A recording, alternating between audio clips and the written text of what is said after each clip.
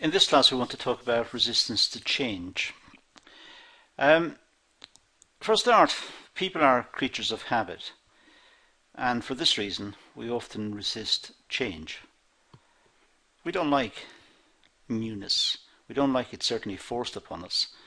So one of the big resistances to change comes from within us. We don't like changing what we're familiar with. And it's this loss of familiarity and routine that hurts us most. However, change is inevitable, and that's stated right throughout the change literature in many videos we've done and in many of the books and journals. It is inevitable. If change hadn't taken place, we'd still be sitting in a cave.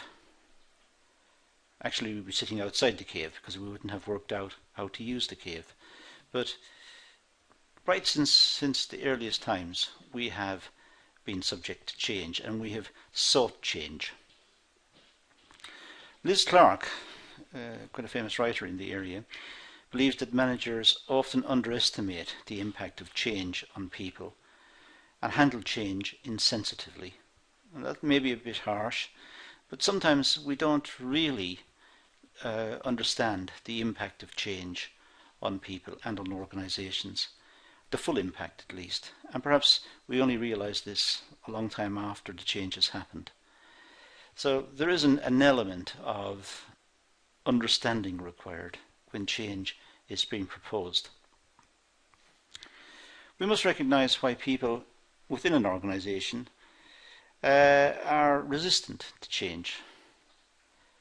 And we must look for reasons and account for why they're resistant to change, and try to help them over that resistance. Liz Clark lists 7 major factors believed to cause resistance to change. First of all, there's a loss of control. When change happens, there's a powerlessness, we feel.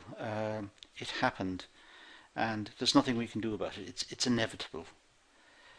We liked the old system, we don't like the new system, but it has to grow on us. We have to become familiar with it, and it takes time. But the initial response is we don't like it. It's a loss of control. It was pushed onto us. The second is the question that's often posed: why are we doing it? The system works perfectly well as it is, so why are we changing it? This requires communications. If there is a change proposed, then what are the benefits from the change? And how will those benefits be spread around, and who will benefit? And why should workers and junior managers participate in this and cooperate? What's in it for them? There's also the problem of not understanding the change. What is being proposed? We're not sure about what the outcomes will be after the change. It's introducing uncertainty, and it's confusing the picture. Perhaps the workers know what the system is now, but they are unsure about what the system will be in the future. So their natural response is to resist it. Certainly quick decisions are not good ideas, generally speaking. Quick decisions will lead almost instantaneously to a resistance to change. As people, as creatures of habit, we need to accept change. We accept it over time. We need to understand it fully. We need to understand its implications, how it's going to affect us, how it's going to affect others, why it's happening, what skills and aptitudes are required, and what retraining is required. And we need to know lots of things, but we will only accept it over time. There may be a loss of face. The old system worked, and people had invested time and effort, mental energy in developing the system, in running the system. Now it's going to be changed. Well, that's an acceptance that the old system was bad. Now the people who had invested so much time and sang its praises, they will be associated with the old system. So they themselves are obsolete, like the old system. They're a part of the past. And there's a loss of faith. They were committed to a system that wasn't working, at least by the proposed change standards. There's also the issue of, can people cope with the change? Have they got the skills? Have they got the education? Have they got the willingness, the application to participate in the company after the change has been implemented? What training and what support will be in place to help them to cope with this newness, this new way of doing things? And what's the motivation anyway for the change? Will it lead to more work? It'll almost certainly be the case that familiar tasks will become unfamiliar because there's a new technology or there's a new design that's now being put in place. So there's a loss of familiarity again.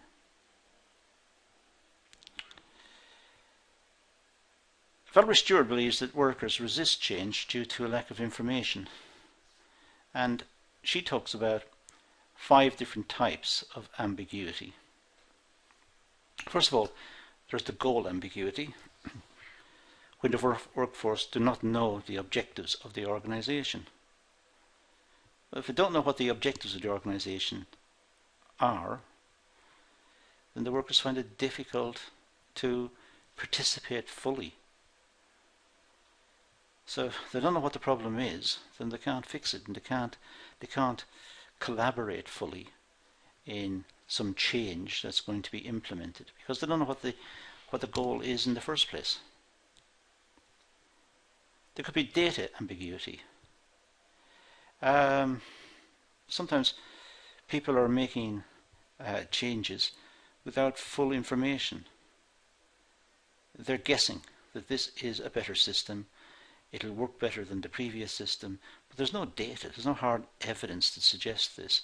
So they're asking workers and managers to participate in the change without proving it, without being able to make a solid case. It's more a matter of belief. Role ambiguity. When systems change, people's existing roles become challenged. A manager who was looking after a department, after the change, the department will have changed, and perhaps the manager will therefore feel threatened that his or her job will no longer be required. So that's an issue. Then we have method ambiguity. This arises when people do not know how to achieve the goals. So even if everyone participates and say, yes, we will have the change, we still have a problem. How? How will the change be implemented?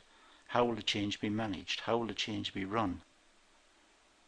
And given it's never happened before, this is the first time this change has been implemented, there is an ambiguity about the method that will be used. There's also criterion ambiguity. When do people know when the objective has been met? They need to know what the objective is, but then they need to know when it's been met. When is the change finished? When has the change been fully implemented? When will the business now settle down to running in a routine manner again? Those are resistances to change, as seen by Valerie Stewart.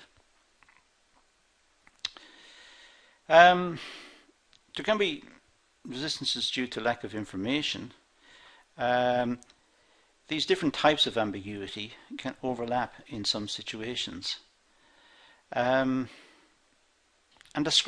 the stress caused by the lack of information, well, this causes over-defining problems and only focusing on objectives which can be clearly defined. It can also lead to disorganized thinking, as people are less thorough and more thoughtless in decision making. The stress, the ambiguity, the confusion that we talked about under the lack of information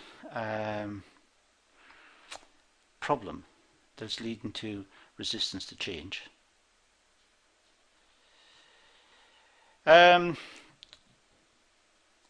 According to Hudinsky and Buchanan,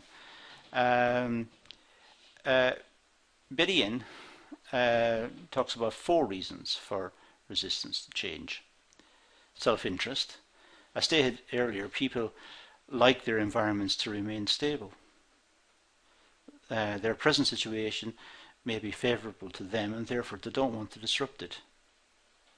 They don't want change. They're happy with the status quo. There's a misunderstanding or a lack of trust. They don't know what the management are really up to, and they're not sure if by cooperating they're going to engineer their own redundancy.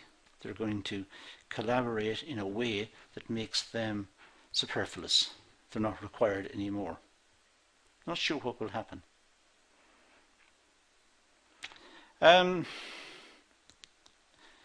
Plus, when change is proposed, lots of workers and managers and stakeholders will be interpreting the outcomes of the change differently.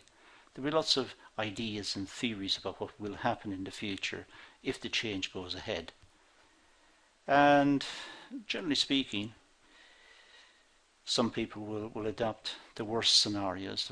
They will adopt very negative positions based on all of these theories and all of the ideas floating around, which are not necessarily accurate, but just out of conversations, that's what may emerge.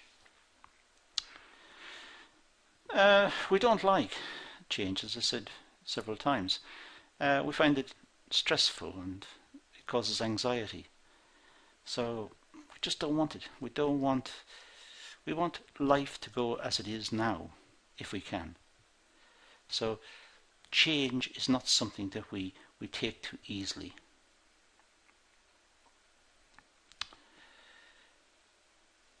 Resistance to change depends on those being affected bringing their own interests, goals, and group relationships into account when assessing the change. Well,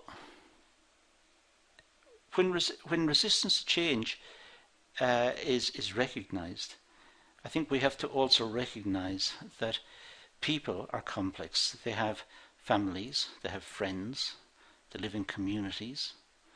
All of them have different objectives and goals. All of them have inputs either into the business or into the influence of the person involved in the change.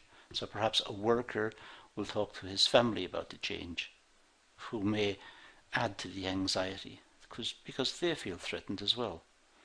Or the wider society may have a view that the change is disruptive or unnecessary, or it may be positive. I'm giving predominantly the negative view here, of course, but you could take the positive in a lot of this as well. Cantor, another writer in the area, gives reasons for change. Could be loss of control, too much uncertainty. These are almost self-explanatory. Surprise costs, the cost of confusion. I mean, sometimes things just happen. We have a change proposed, the change has been implemented, and something just happened. It wasn't forecast. And that leads to resistance. We don't trust it anymore. We don't trust this change. It can lead to surprises. We don't want surprises in our work lives. We want certainty. Loss of face, we've discussed. concerns about competencies, about our skills and abilities to handle the change, more work, ripple effects, one we haven't talked about. When a change happens, it may happen within one department, but the effects may be felt in other departments in the business. So if there's a redesign of a particular component, it may have issues in the stores, in stocking the item, or in packaging for distribution.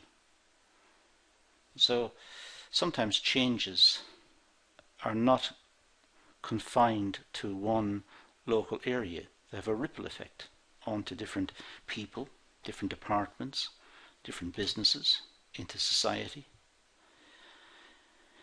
There's also past resentments. Again, we haven't talked about this. Sometimes people have had bad experiences of change in the past, and invariably they go back and say, well, look, we experienced a change X years ago and it wasn't good. We had to undo it all.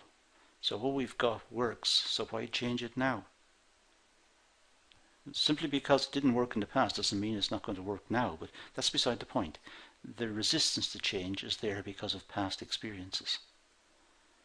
And there could also be real threats. There might be some evidence to suggest that the change is not going to work.